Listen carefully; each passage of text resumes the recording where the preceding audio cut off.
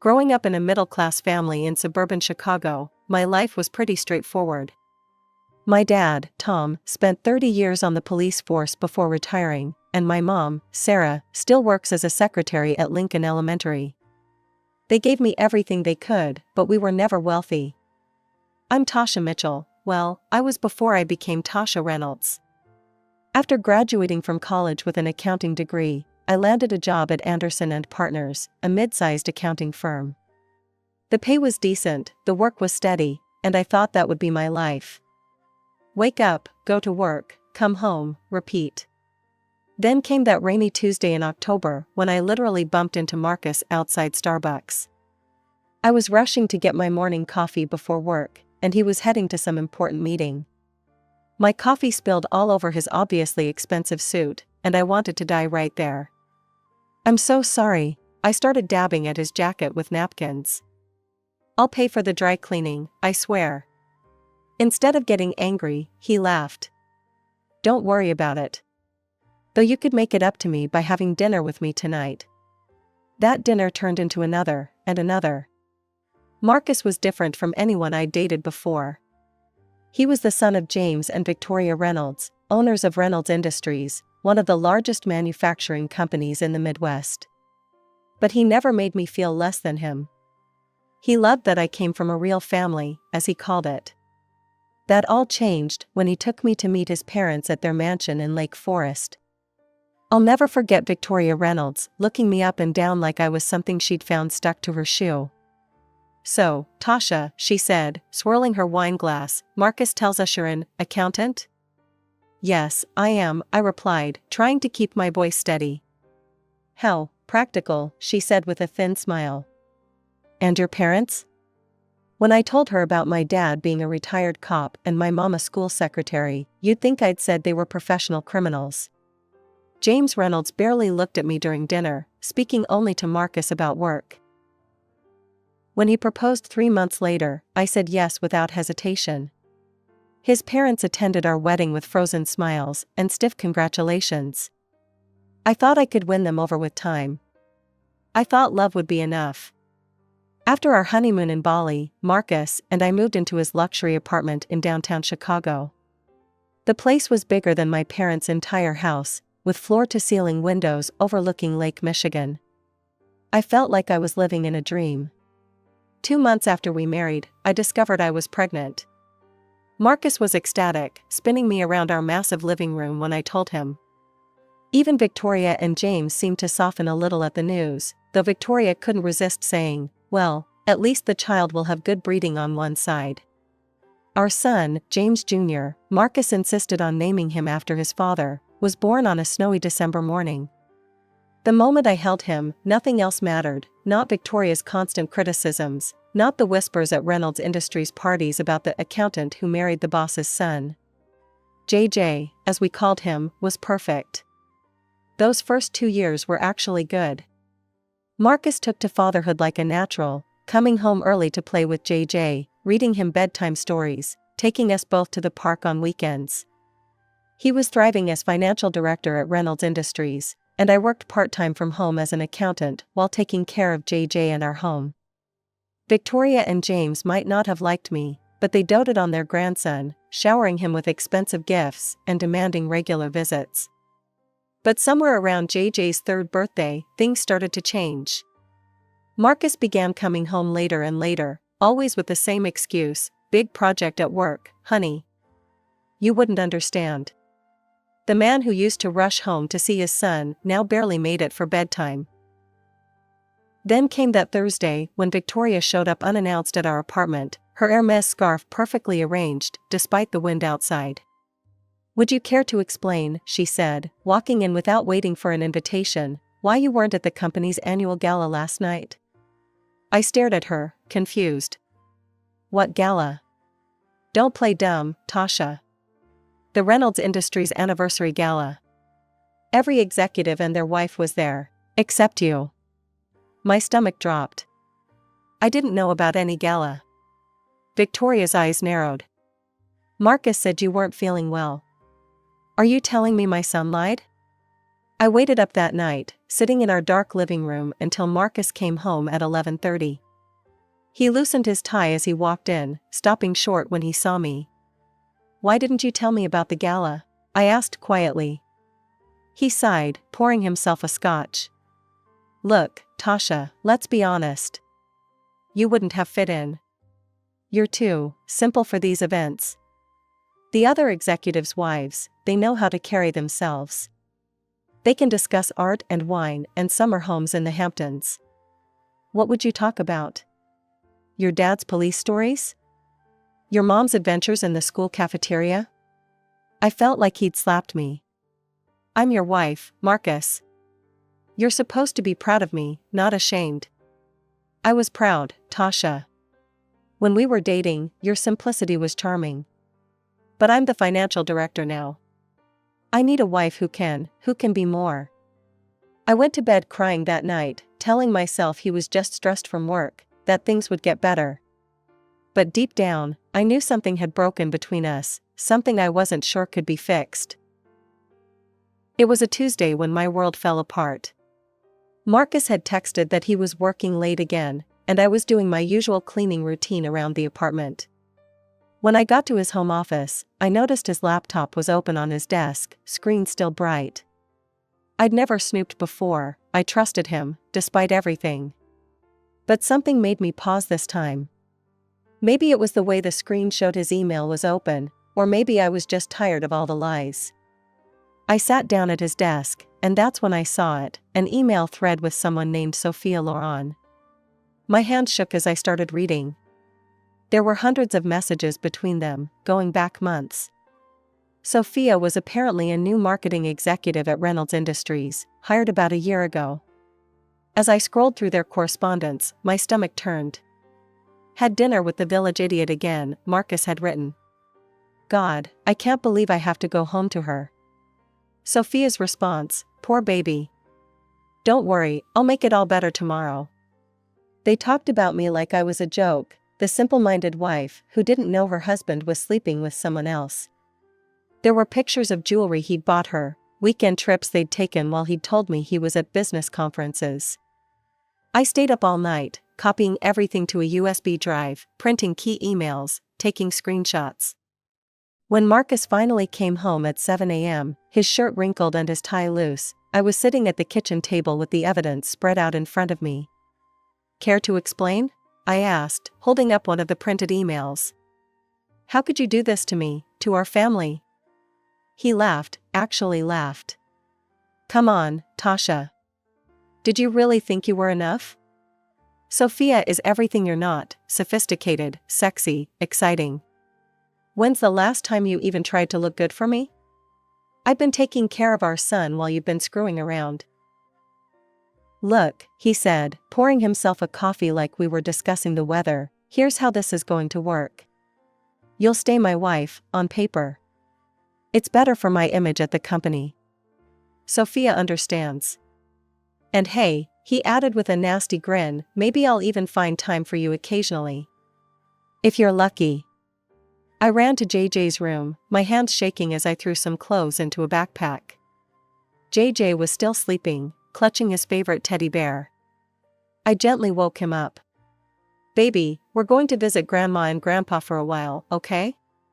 Marcus leaned against the doorframe, watching us. "You'll be back. Where else could you possibly go?" I picked up my son, grabbed the backpack and my purse with the USB drive, and walked past Marcus without a word. Through tears, I drove to my parents' house. Mom opened the door in her bathrobe, took one look at my face, and pulled me into a hug. The divorce papers arrived 3 days after I left. Victoria Reynolds personally delivered them to my parents' front door, wearing a satisfied smirk. "I always knew you weren't good enough for my son," she said, handing me the envelope. I'm just glad he finally realized it too. But what came next was worse than anything I'd imagined. Marcus wasn't just filing for divorce, he was suing for full custody of JJ. His lawyer filed papers claiming I was an unfit mother, painting a picture of me that was completely false. "Your Honor," Marcus's expensive lawyer said during our first hearing, "Mrs. Reynolds has exhibited increasingly erratic behavior over the past year. She drinks heavily, creates scenes of jealousy without cause, and has become unstable. Thank God I'd saved all that evidence. When my lawyer presented the email correspondence between Marcus and Sophia, showing his infidelity and his cruel comments about me, the judge's expression changed. The timestamps on the emails proved I hadn't been creating scenes. I hadn't even known about the affair until I found those messages. So, Mr. Reynolds, the judge said, reviewing the evidence, you claim your wife is unstable, yet these emails show you were the one deceiving her, gaslighting her? Marcus shifted uncomfortably in his expensive suit. The judge awarded me primary custody of JJ, with Marcus getting every other weekend and substantial child support payments. I went back to work full-time at my accounting firm, while Mom and Dad helped with JJ. They were amazing, turning their retirement years into full-time grandparent duty without a single complaint. We settled into a routine. It wasn't luxury living anymore, but it was honest and peaceful. Then came that Saturday morning when a black Range Rover pulled up in front of my parents' modest house. Marcus stepped out, and with him was Sophia, tall, blonde, wearing designer clothes that probably cost more than my monthly salary. I'm here to see my son, Marcus announced, pushing past me into the house. Sophia followed, her nose wrinkled as she looked around our living room with its worn but comfortable furniture. Oh my God, she laughed, picking up one of Mom's cherished family photos. This place is literally a dump. Like an actual kennel. Watch your mouth, I warned her. She turned to Marcus. Baby, you can't let your son stay in this hovel. And these old people? She gestured toward my parents, who stood shocked in the doorway. They belong in a ditch somewhere, not raising a Reynolds heir. Get out, I said, my voice shaking with rage. Both of you, get out of my parents' house right now. Or what? Marcus sneered. You know what, Tasha? I'm done playing nice. I'm going to take JJ, and I'm going to destroy you. You think you won in court? Just wait. I shoved them both toward the door. Get out. Come on, baby, Sophia purred to Marcus. This place probably has fleas anyway. As they drove away, I hugged my parents tight. Mom was crying, and Dad looked like he wanted to punch something. But watching that Range Rover disappear down our street, I realized something. I wasn't afraid anymore. I was angry. The next night, Dad found me sitting at the kitchen table, staring into a cold cup of coffee. You know, sweetheart, he said, sitting down across from me, sometimes the best defense is a good offense. Remember Mike Sullivan? He worked with me on the force. Now he's a private investigator. Real thorough guy, knows how to dig deep without leaving traces. I thought about Sophia's smug face, about her cruel words about my parents, about all the nasty emails she kept sending me. Just that morning, she'd commented on my LinkedIn profile photo, look at this pathetic wannabe. Can't even afford decent clothes anymore? Marcus wasn't any better. His latest email had read, every time I pick up JJ and see you in that dump, I remember why I upgraded. Enjoy playing poor with your cop daddy. How much does Mike charge? I asked Dad. 2 days later, I was sitting in a small office downtown with Mike Sullivan, a gruff man with kind eyes who'd known me since I was a kid. Weeks passed. I focused on work and JJ, trying to ignore the constant stream of harassment from Marcus and Sophia. Then Mike called. You need to come to my office, he said. You're going to want to see this in person. The file he handed me was thick. First off, he said, Sophia Loren isn't her real name. She's using her sister's identity. Her real name is Carla Larson. As I read through the file, my hands started shaking. Before working at Reynolds Industries, Sophia had been an escort, moving from rich man to rich man, living off their money until they got tired of her or discovered her small-time scams. She'd had different names in different cities, always disappearing just before things got too hot. But what she was doing at Reynolds Industries was far worse. Look at these bank transfers, Mike pointed out. She's been siphoning money from company accounts, small amounts that wouldn't raise red flags. And these emails? He showed me screenshots. She's been selling company information to your in-laws' biggest competitors. Product launches, merger plans, everything. I sat back, my mind racing. The perfect, sophisticated Sophia Loren was nothing but a con artist. And she'd gotten her hooks into not just my husband, but the entire Reynolds empire. There's one more thing, Mike said, pulling out another folder. Remember that big deal Reynolds Industries lost last month? The one that cost them millions? Sophia sold the bid information to their competitor 3 days before the deadline. I gathered all the evidence carefully, making multiple copies. But I didn't make a move. Not yet. Because now I knew something Sophia didn't. Timing is everything. The call from Victoria came on a Wednesday morning. Her voice was as cold as ever. Tasha, James's 60th birthday party is this Saturday, she said, like she was scheduling a root canal. While we'd prefer to keep this a family-only affair, JJ should be there for his grandfather's birthday. And since he's too young to come alone. She let the sentence hang there. Just remember, you're only being invited as JJ's escort. Try to stay in the background and not embarrass anyone. The party starts at 7. James Reynolds' 60th birthday party was exactly as ostentatious as you'd expect. The mansion was decked out in gold and crystal, with waiters carrying champagne on silver trays. I felt every judgmental stare as JJ and I walked in. "Oh, you came," Victoria said, her smile tight. "Well, JJ darling, come give grandmother a kiss." I stood awkwardly by the appetizer table, watching my son being paraded around like a show pony. The other guests either ignored me or whispered behind their hands. I clutched my large purse containing Mike's file, waiting. Then Marcus walked in with Sophia on his arm. She was wearing a red Valentino dress that probably cost more than my car, diamonds dripping from her ears. "Everyone," Marcus announced, clinking his glass. "I have an announcement to make." He pulled Sophia closer. "I'd like you all to meet my future wife, Sophia Loren. She'll be joining the Reynolds family officially next spring." Victoria rushed forward to embrace her. Finally. A woman worthy of the Reynolds name. Harvard educated, from a wonderful family. Unlike some people, James added, shooting me a look. Sophia preened under their attention. "I just feel so blessed to be joining such an esteemed family. And I promise to be the kind of wife Marcus truly deserves." That was my cue. I stood up, my hand steady as I pulled out the file. "Speaking of what people deserve," I said loudly, "I have a few things to share about the future Mrs. Reynolds." "Tasha," Marcus warned, "don't make a scene." I pulled out the first document. "Tell me, Sophia, or should I say Carla Larson? How's your sister feeling about you stealing her identity?" The color drained from Sophia's face. "What is she talking about?" Victoria demanded.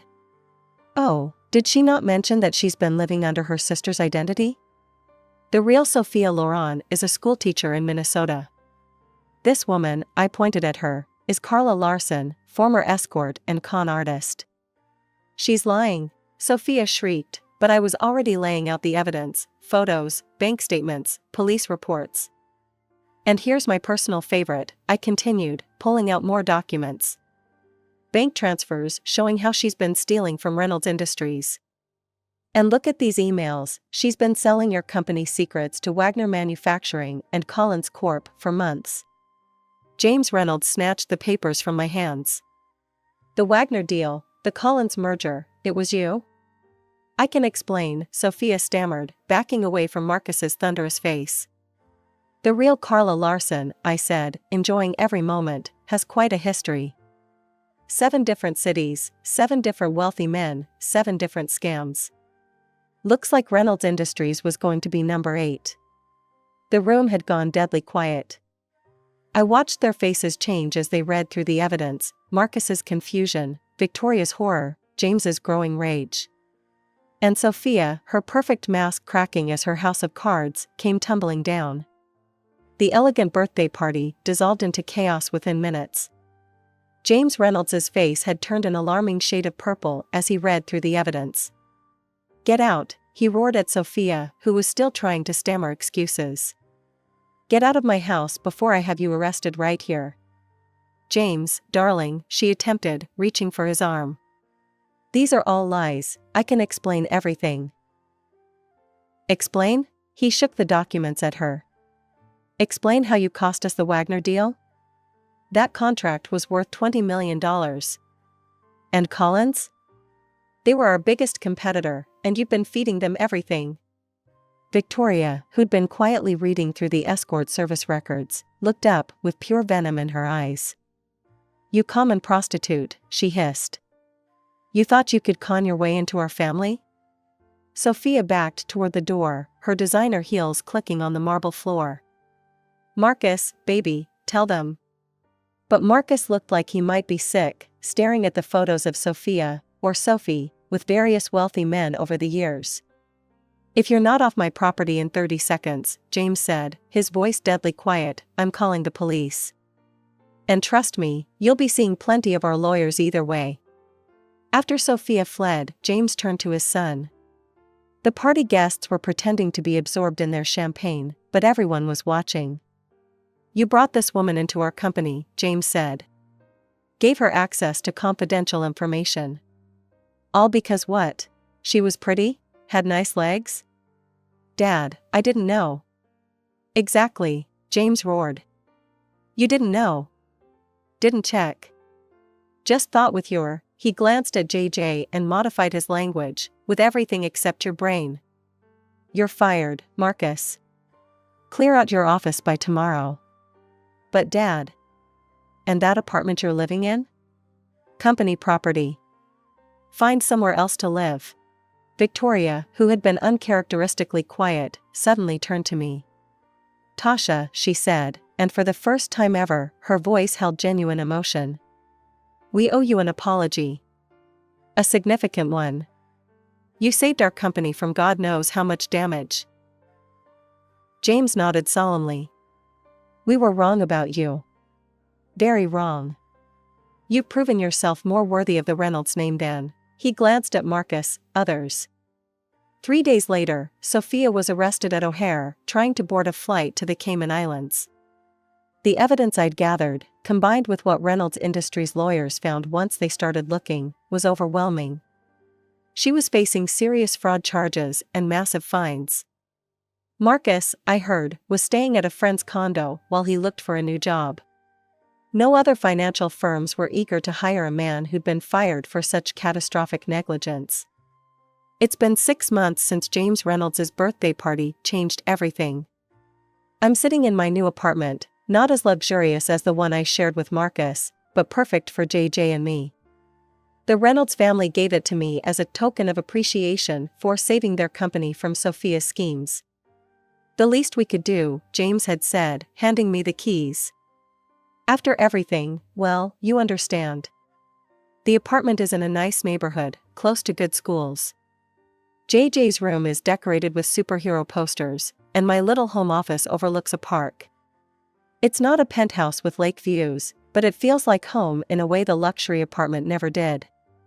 Marcus moved to California last month. He calls JJ every Sunday at 7 p.m., like clockwork. Their conversations are short. JJ's still too young to talk long on the phone, but at least he's trying to be a father, even from a distance. He never asks to speak to me, and that's fine. Some bridges stay burned. The biggest change has been with the Reynolds family. Victoria stops by at least once a week, usually bearing gifts for JJ and, surprisingly, for me too. Last week, she brought a beautiful orchid for my windowsill. The real shock came when Victoria and James invited my parents over for dinner. I was nervous. The last time they'd all been in the same room was at my wedding, where the class divide had been palpable. But something had shifted. I watched in amazement as James asked Dad about his years on the force, genuinely interested in his stories. Victoria and Mom talked about gardening, exchanging tips about growing roses. "Sarah," Victoria said to my mom at the end of the evening, "you and Tom raised a remarkable daughter." I I'm sorry we didn't see it sooner. We always knew what Tasha was capable of, Mom replied with quiet dignity. Sometimes it just takes others a while to catch up. Life isn't perfect. I still have days when I miss the man I thought Marcus was, when I worry about JJ growing up with a long-distance father.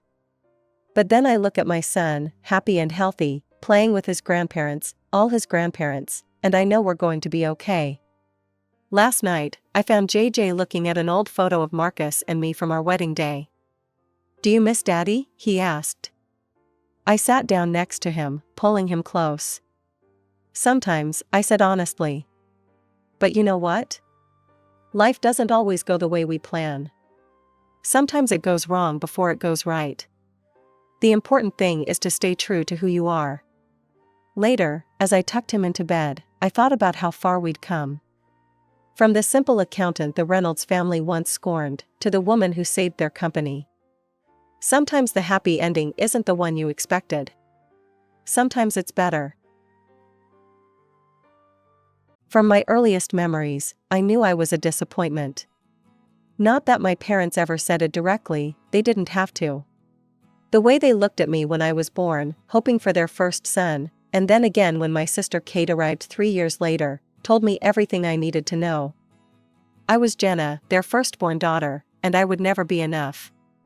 "Maybe the next one will be a boy," I overheard Mom telling Dad after Kate was born.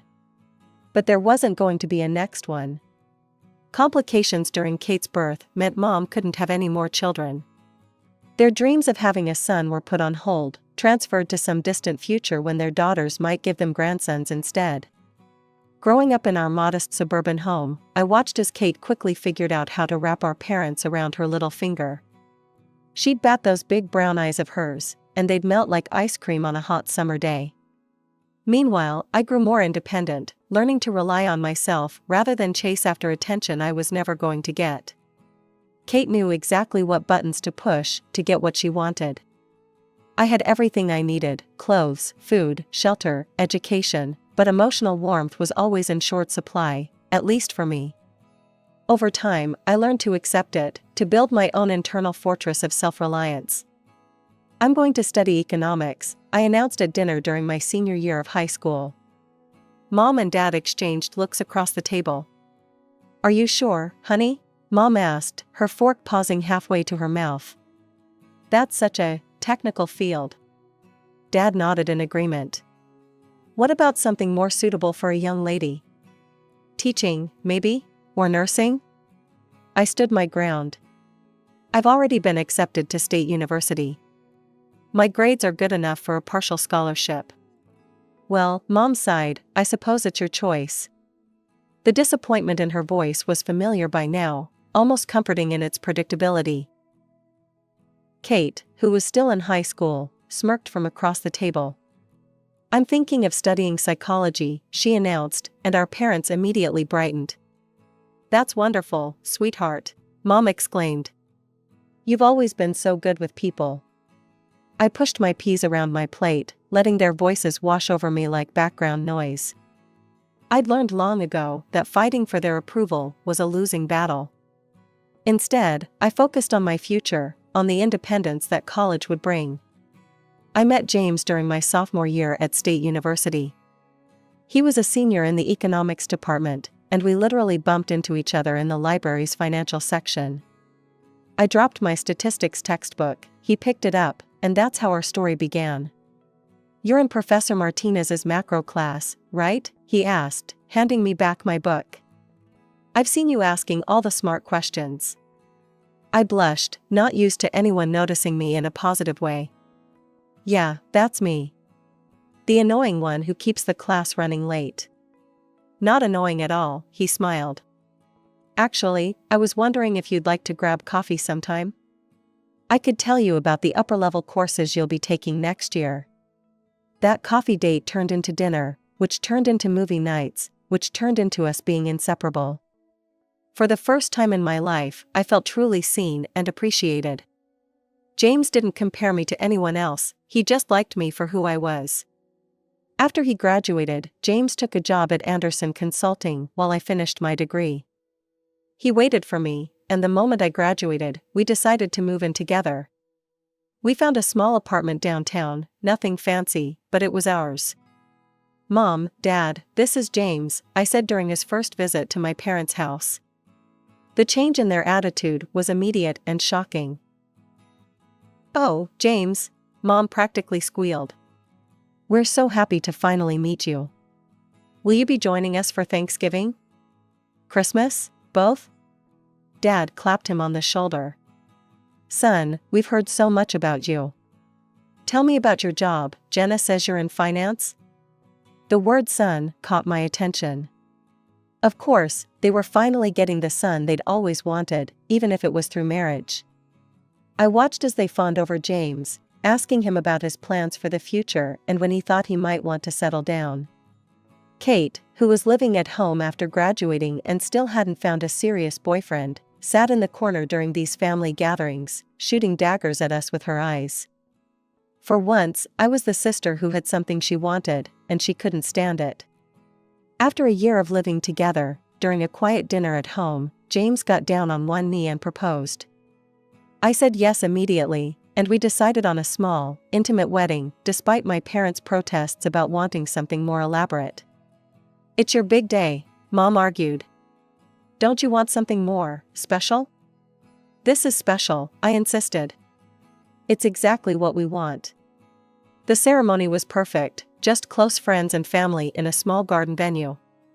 James and I exchanged vows, had a lovely dinner reception, and went back to our apartment as husband and wife. It felt right, starting our married life in the same place where we'd begun building our life together. The questions started almost immediately after the honeymoon. "So, when can we expect some good news?" Mom would ask, her eyes gleaming with barely concealed desperation for a grandson. "We're saving for a house first," I'd explain, again and again. "We want to be financially stable before starting a family." Dad would shake his head disapprovingly. "Your mother and I didn't have much when we started out, and we managed just fine." Every family dinner became an update on their friends' growing families. "Did you hear? The Hendersons just became grandparents again, another boy," or "the Smith's daughter just announced she's pregnant, and she's younger than you, Jenna." Finally, after 2 years of saving, James and I bought our first house. It wasn't anything fancy, but it was ours, well, ours and the bank's. The moment we signed those mortgage papers, I knew the baby questions would intensify. And they did. What I hadn't expected was Kate's announcement just 3 months later. "I'm pregnant," she declared during Sunday dinner, her hand resting on her still flat stomach. "It's Mark's." Mark was her boyfriend of 6 months, a guy none of us particularly liked. The next few months were a whirlwind. Mark disappeared as soon as Kate started showing, leaving her alone and moving back in with our parents. But instead of this being a scandal or shame, my parents transformed their house into a shrine to their upcoming grandchild. When little Emily was born, you'd have thought she was royalty. My parents converted Kate's old room into a nursery, bought every baby item imaginable, and basically turned their lives upside down to help raise their granddaughter. "Isn't she perfect?" Mom would coo, rocking Emily during our visits. "Don't you just want one of your own, Jenna?" What hurt more than my parents' constant pressure was watching James with Emily. He'd get down on the floor to play with her, make silly faces, and spend hours entertaining her with stuffed animals and children's books. "James is such a natural with children," Mom would say pointedly. "He's going to make such a wonderful father." I started monitoring my cycle, taking vitamins, and doing everything the pregnancy websites recommended. Month after month, we tried. And month after month, nothing happened. Meanwhile, James spent more and more time at my parents' house, playing with Emily. "She's such a sweet kid," he'd say on our drives home. "Did you see how she's starting to walk now? And she almost said uncle today." "You're so good with her," my mother would praise him. "Just imagine how wonderful you'll be with your own children." I'd smile and nod, but inside, a knot of anxiety was growing. Why wasn't I pregnant yet? What if something was wrong? But I pushed these thoughts aside, telling myself it would happen when it was meant to happen. After a year of trying with no success, I was still trying to stay positive. These things take time, I'd tell myself. But when Mom found out we'd been actively trying for a year, she went into full panic mode. A whole year? Jenna, something's wrong. You need to see a doctor immediately. She started forwarding me contact information for fertility specialists before I'd even left their house that day. Finally, to get everyone off my back, I made an appointment. James came with me, holding my hand in the sterile exam room as the doctor ran through her questions. Blood tests, ultrasounds, and more tests followed. Then came the day of the results. I'm sorry, the doctor said gently, but the tests indicate that you're infertile. The words hit me like a physical blow. James squeezed my hand, but I barely felt it. The doctor kept talking about options and treatments, but her voice seemed to come from very far away. That evening, James and I sat in our kitchen, barely touching our takeout dinner. We can look into adoption or IVF, he said finally. There are options. I nodded numbly, but the devastation felt complete. How could I face my family with this news? The answer came at the next family dinner. I decided to just get it over with, like ripping off a band-aid. Mom, Dad, I said during a lull in the conversation, I need to tell you something. I saw a specialist and I took a deep breath. I can't have children. I'm infertile. The silence that followed was deafening. Then Mom's face contorted with disgust. Infertile, she spat the word like it was poison. What kind of woman can't even do the one thing she's meant to do? Dad wouldn't even look at me. An empty vessel, he muttered. Just an empty flower. Kate sat there smirking, bouncing Emily on her knee. Well, I guess we know who the real woman in the family is. I looked at James, desperate for support, but he just sat there, staring at his plate. The tears came then, hot and unstoppable. I pushed back from the table and ran out of the house, ignoring their calls behind me. After that night, I couldn't bring myself to go back to their house. But James kept going, spending time with Emily, chatting with Kate, listening to my parents. He'd come home full of stories. Emily learned a new song today, he'd say. You should have seen her dancing around the living room. Or, Kate made this amazing lasagna. She's really getting good at cooking. Each word felt like a knife in my heart. I'd lie awake at night, listening to James's steady breathing beside me, wondering if he resented me for not being able to give him children. The guilt ate at me constantly, made worse every time he came home from another visit to my parents' house, with that wistful look in his eyes after playing with Emily. It was a regular Tuesday when my world fell apart. I came home early from work, my arms full of Chinese takeout, James's favorite. But the house was empty and dark. His car wasn't in the driveway, which wasn't unusual, but something felt off. I called his cell. No answer. Called again. Straight to voicemail. Then my phone buzzed, a notification from Instagram. Kate Thompson posted a new photo. I usually ignored her posts, but something made me click this time. My stomach dropped as the image loaded, James sitting on my parents' couch, Emily in his lap, and Kate pressed against his side, all three of them grinning at the camera. The caption read, "Family time with my favorite people." My hands were shaking as I grabbed my car keys. The rational part of my brain tried to argue that there could be an innocent explanation, but my gut knew better.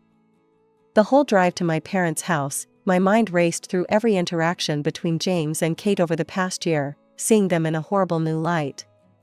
Their driveway was full, Mom's car, Dad's truck, James's sedan. The front door was unlocked, as always. I slipped inside quietly, my heart pounding so hard I thought it would burst from my chest. Voices drifted from the living room. "James, you know we think of you as a son already," my mother was saying. "And you deserve to be happy. You've been so wonderful with Emily," my father added. "And Kate, well, she's young, fertile. You could have more children together. Think about it," my mother continued. "Why stay trapped in a marriage with—" She lowered her voice, but I could still hear the disgust. "A barren woman?" I couldn't breathe. This couldn't be happening.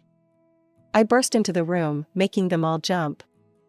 The scene was like something from a nightmare, my parents and sister on one couch, James in Dad's armchair, Emily playing with blocks on the floor between them. One big happy family, plotting to exclude me. What the hell is going on here? My voice came out stronger than I felt. James at least had the decency to look ashamed, but my parents were defiant. Jenna, Mom stood up, chin raised. We're just having an honest discussion about what's best for everyone. Best for everyone? I repeated, my voice shaking. You're trying to convince my husband to leave me for my sister. Well, someone has to think about James's future, Dad shot back. You can't give him what he wants, what he deserves. Kate can. I turned to James, waiting for him to defend our marriage, to tell them they were crazy. Instead, he stared at the floor. James? My voice cracked on his name. I'm sorry, Jenna, he said quietly. But they're right. I want children, a family. And I've developed feelings for Kate. Kate smirked, reaching out to put her hand on James's arm. Get out, you don't belong here anymore. This is my family now. I looked at each of their faces, my father's stern disapproval, my mother's cold satisfaction, Kate's triumphant smile, James's guilty avoidance. For years of marriage, a lifetime of family ties, all meaningless. Without another word, I turned and walked out. I drove home in a daze, packed a suitcase on autopilot, and left a note for James, file for divorce. I'll have my lawyer contact yours. The divorce was quick and clinical. We split everything down the middle. I found a small apartment across town and threw myself into my work, trying to forget. But social media had other plans. One morning, my coworker gasped at her phone during coffee break. Oh my God, Jenna, I'm so sorry, I forgot to unfollow your sister. She tried to hide her screen, but I'd already seen it, Kate in a massive white dress, James in a tux, my parents beaming beside them. It's fine, I said, even though it wasn't. I hope they're very happy together. A year later, another announcement popped up, welcome baby Rose. My replacement had produced the daughter they'd always wanted. James now had his perfect little family, Emily, who he'd adopted, and his new baby with Kate. I deleted all my social media accounts that day. Life has a funny way of surprising you, though. I was shopping for groceries one Saturday when my cart collided with someone else's. I am so sorry, a deep voice said. I looked up into the kindest brown eyes I'd ever seen. I'm Michael, he said, helping me pick up my scattered items. Can I buy you coffee to apologize for being a klutz? One coffee turned into dinner, dinner into dating, and suddenly I was falling in love again. But this time I was honest from the start. I need to tell you something, I said one night, 6 months into our relationship. I can't have children. I'm infertile. Michael took my hands in his. Jenna, I love you. If we want kids someday, we'll adopt. Or we won't. I just want you. We got married in a small ceremony at the courthouse, just us and a few close friends. No family drama, no expensive dress, no expectations, just love. A year into our marriage, I started feeling strange. Nauseous in the mornings, dizzy at odd times. Michael insisted I see a doctor. Mrs. Chen, the doctor said, looking at my test results. Congratulations, you're pregnant. I stared at her. That's impossible. I'm infertile, I have the tests to prove it. She smiled gently. The human body is mysterious. Sometimes, despite all odds, pregnancy occurs even in cases of diagnosed infertility. It's rare, but it happens. Michael and I cried together that night, tears of joy, of disbelief, of hope. I didn't tell my family. They'd lost the right to share in my happiness. 9 months later, I held my son in my arms. 7 pounds, 6 ounces of perfect, beautiful boy.